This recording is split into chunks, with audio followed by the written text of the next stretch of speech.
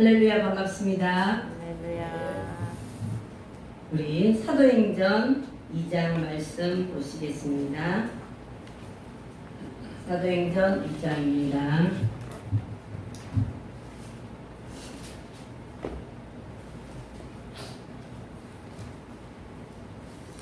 우리 37절, 38절 말씀만 우리 함께 봉독하시겠습니다.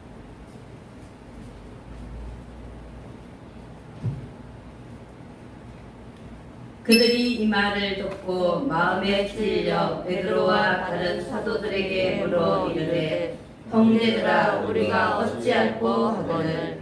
베드로가 이르되, 너희가 회개하여 각각 예수 그리스도의 이름으로 세례를 받고 제 사함을 받으라. 그리하면 성령을 선물로 받으리니. 아멘.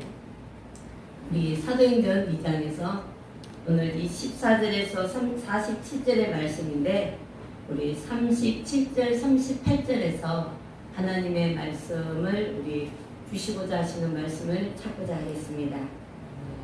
우리 어제 신재한 목사님 말씀에 이어서 오늘 말씀을 계속 이어나가겠는데요. 오늘 이 본문의 말씀은 베드로 사도의 설교 중에 한 부분입니다.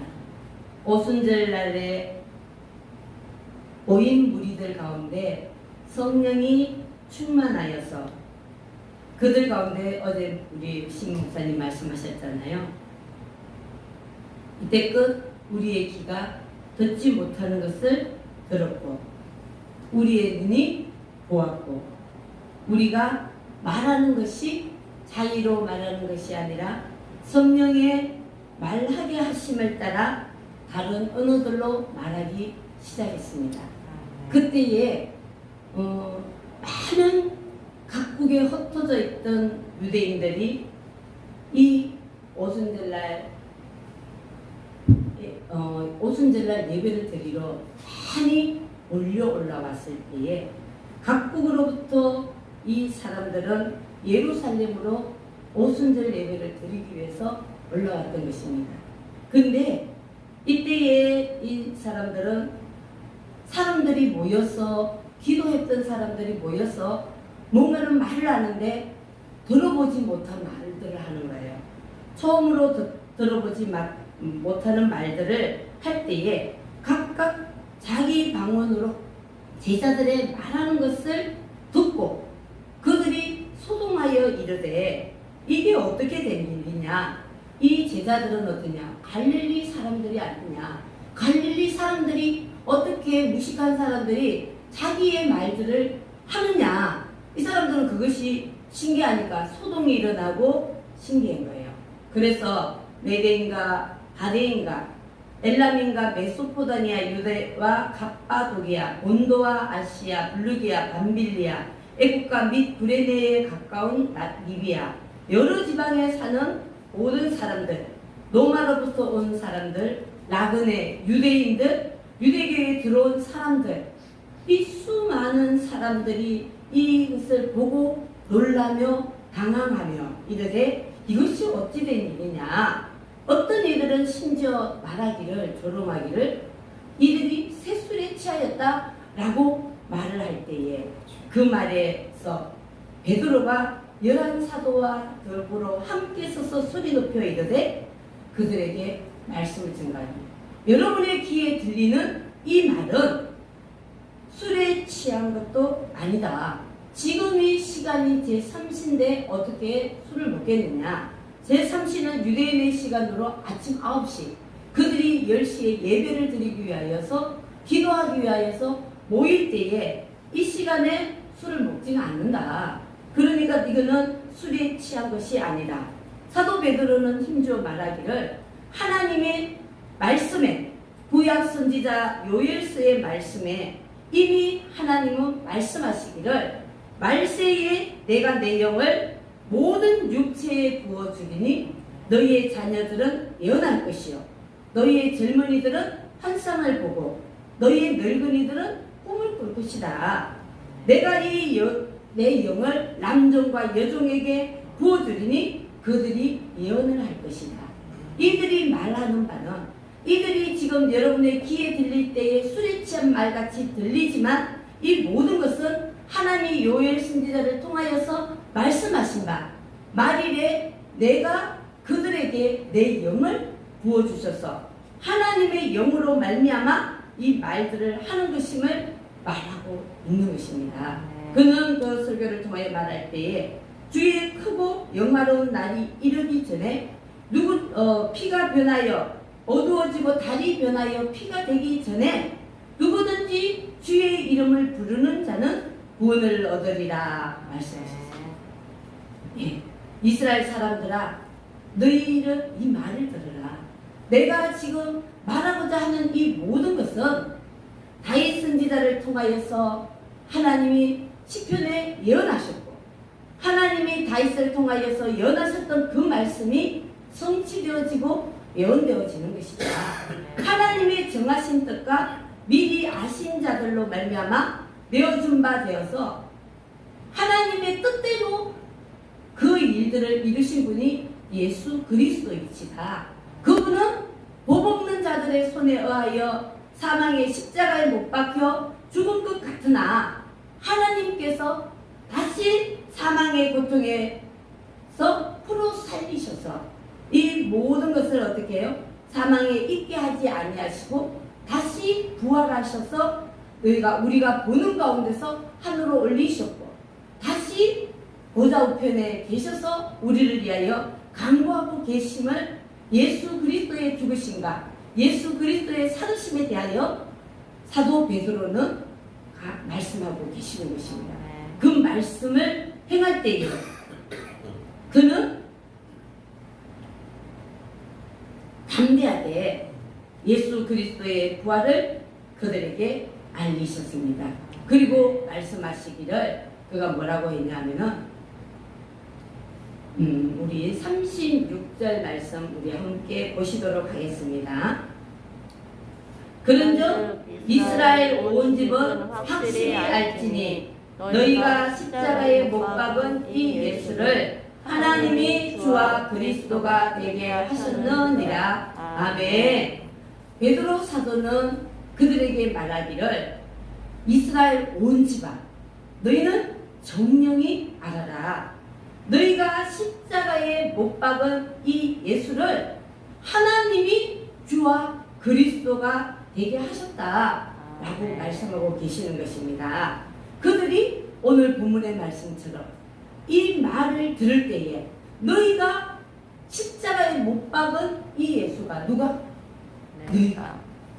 너희가 십자가에 못 박은 이 예수가 정녕 하나님이 주와 그리스도가 되게 하셔서 하나님 보좌 우편에 계신다라는 이 말을 들을 때에 그들이 뭐라고 했습니까? 마음에 찔려라고 말씀하셨습니다. 마음에 찔려 베드로와 다른 사도들에게 물어 이르되 그들이 너희가 행한 일이 뭐냐? 너희가 예수 그리스도를 십자가에 못 박았다 라고 말할 때에 그들이 마음에 찔려서 우리가 어찌할꼬 라는 통회를 행하였던 것입니다. 오늘 이 아침에 우리 시온산 형제 모임의 주제가 다 같이 한 곳에 모였더니라고 했습니다. 제가 말씀을 전가를 너무 급하게 전가하다 보니까 제목도 다 빼버렸네요. 오늘 저는 제목을 회개로 시작된 공동체 생활이라는 제목으로 말씀을 했는데 제 오늘 말씀은 회개에 주 포커스를 맞추고자 합니다. 우리가 공동체 생활을 하고자 하고 또한 공동체 생활을 영위하고자 우리 시온산의 형제들의 모임을 만들었습니다. 그래서 3차에까지 여기에 이르렀는데 우리가 함께 나아가야 하고 함께 그 뜻을 모으고 가야 하는 것은 인간의 어떤 생각과 인간의 어떤 이론을 가지고 아무리 그것을 모아봤자 그것은 내 생각과 다르면 어떻게 해야 돼요? 언제든지 그 모임은 허물어질 수밖에 없다는 것입니다. 그런데 오늘 이 오순절날 마가다락방의 성령의 역사를 통하여서 이들이 모인 무리들이 베드로 사도의 말을 듣고 마음에 찔렸다라고 했습니다. 하나님 앞에 우리가 나아가야 하는 것은 회개를 하려면 어떻게 해요? 마음에 찔림이 있어야 회개를 행할 거 아닙니까? 찔렸다고 할 때에 이 마음에 찔려라고 이 말씀을 원어상으로 보면 헬라어에서는 카타미스라고 말하는데 심하게 찔리다, 꿰풀다. 우리의 마음에 누군가는 내 마음을 딱 알아버리면 내 마음이 어때요? 뜨끔하잖아요. 내가 생각도 안 하고 내가 말을 했는데 상대방이 내 마음을 알고 딱 얘기하게 되면 어때요? 뭐야? 내 마음을 알게 될 때 저도 모르게 움찔하고 뭔가는 이렇게 줄어들잖아요. 분노들. 그런데 오늘 이 사람들이 베드로 사도의 말씀 전하는 것을 구약의 예언을 통하여서 다윗의 예언을 통하여서 그 말씀을 전할 때에 내가 바로 예수를 죽인 자이구나.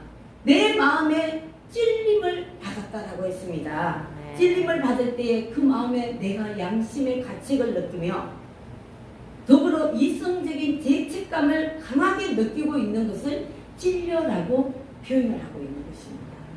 오늘 우리가 하나님 앞에 시온산 공동체 모임을 향하여 나아가고자 하려면 먼저는 우리에게 마음에 찔리는 역사가 있어야 한다는 것입니다. 성령의 역사를 통해서 하나님이 우리에게 말씀하여 주시는 이 말씀을 통하여서 내 마음에 찔려야 하는데 그 찔림을 통하여서 나는 어떻게 해요? 형제들아, 우리가 어찌할꼬? 라는 탄식의 소리가 나와야 한다는 것입니다.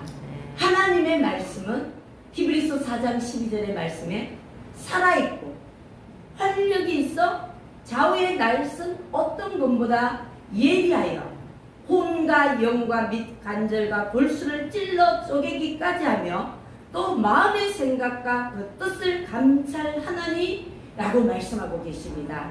하나님의 말씀이 우리에게 문자적으로 오는 것이 아니라 그 말씀이 살아서 우리는 기도할 때에 말씀하잖아요. 하나님은 살아계셔서 지금도 역사하고 계십니다라고 할 때에 하나님이 어떻게 우리에게 살아서 역사하시겠습니까? 말씀으로 이 한 시간도 우리의 마음의 심령에 살아 움직일 때에 그 말씀이 돌면서 내 속에 숨어있는 혼과 영과 간절과 골수와 나도 알지 못하는 그 가운데 제약의 상들을 찔러 쪼갤 때에 우리의 마음의 생각과 그 뜻을 하나님이 판단하실 수 있도록 내려놓아야 한다는 것입니다. 그렇게 될 때에 우리의 마음이 어때요? 우리가 어찌하면 좋겠습니까? 우리가 어찌할꼬 하는 회개가 일어날 수 있다는 것입니다. 성령의 역사는 요한복음 16장 7절에서 11절의 말씀에 그랬잖아요. 그가 와서 우리에게 죄에 대하여 의에 대하여 심판에 대하여 세상을 책망하시리라. 세상에 속하여 있는 우리에게 세상에 속하여 있는 우리의 마음을 하나님은 뭐예요? 죄에 대하여 너희가 믿지 아니한다. 누구를? 예수를 믿지 아니한다. 의에 대하여라 하면 너희가 아버지께로 가느니 내가 아버지께로 가니 너희가 다시는 나를 보지 못하리라. 그리고 세상에 대하여라 하면 이 세상 임금이 이미 심판을 받았습니다 라고 말씀하시면서 심판에 대하여 하나님이 죄에 대하여 의에 대하여 세상에 대하여 심판하실 때에 성령의 역사는 심판의 역사로 나타나신다는 것입니다. 우리가 이 한 시간도 성령의 충만함을 입고 성령이 이 한 시간도 우리의 마음을 만지고 성령의 역사로 말미암아 불의 혀같이 갈라지면서 모든 모인 사람 각 사람에게 성령의 역사가 나타났는데 오늘 이 한 시간도 우리에게 그 초대교회 시대의 성령의 역사가 어떻게 나타나겠습니까? 우리 각 사람이 죄에 대하여, 의에 대하여, 이 세상에 대하여 심판하실 때에, 심판에 대하여 세상을 책망하실 때에 우리가 그 책망을 받는 자는 하나님의 성령이 임하여 그곳에서 돌이켜질 때에 회개함이 있을 줄로 믿습니다. 네. 그리하여 베드로가 이르되 너희가 회개하여 각각 예수 그리스도의 이름으로 세례를 받고 제사함을 받으라. 그리하면 성령의 선물을 받으리니. 네. 선물을 어떻게 받습니까? 성령이 우리에게 오신다는 것입니다.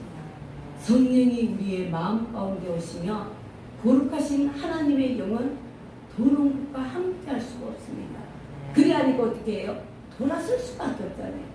지금까지 우리가 친아직이었던 그 모든 것에서 돌아서는 것이 회개라는 것입니다. 네. 사도 바울도 주님을 만나기 전에 자기의 열심으로, 율법적으로 열심으로 나아갈 때에 하나 흠잡을 데가 없었습니다. 그는 율법적으로 하나님의 말씀을 전하면서 예수 믿는 자를 잡아 죽이면서 나아갈 때에, 그가 다메섹 도상에서 강한 빛을 받았을 때에 그 눈이 보이지 않을 때에 하늘에서 음성이 들리기를 사울아 사울아 어찌하여 네가 나를 핍박하느냐 라고 말씀할 때에 사울은 뭐라 했습니까? 주여 주님 니십니까?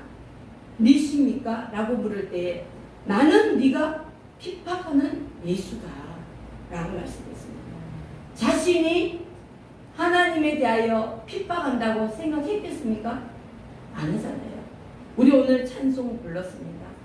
지금까지 내가 한 일이 주를 위한 일이었는지 아니면 나 자신의 의를 위한 일이었는지 돌이켜보자고 찬송했습니다. 우리가 하나님 앞에 사도 바울처럼 다메섹 도상에서 강한 빛을 받았을 때에 주님 니십니까? 주님 니십니까?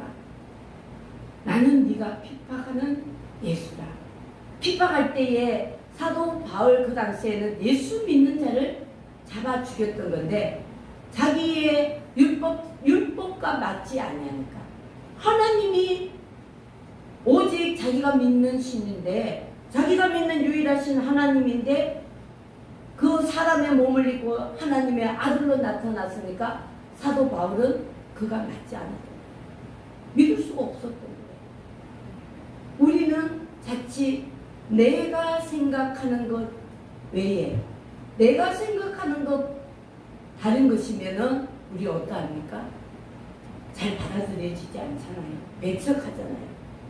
그런데 사도 바울은 그것을 바라볼 때에 주님 그럼 내가 어떻게 하면 됩니까? 바울의 고백도 이제는 그가 예수님의 음성을 들었을 때에 주님 내가 어떻게 하면 됩니까? 우리가 마음에 찔렸을 때에 주님 이제 내가 어떻게 하면 됩니까?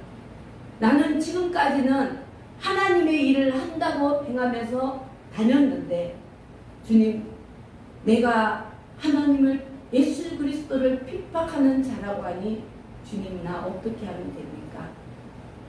사도 바울이 고백할 때에 내가 힘써 자기의 의를 나타내는 로마 교회를 향하여 말할 때에 그들은 오히려 하나님을 핍박하는 자라고 말씀했습니다.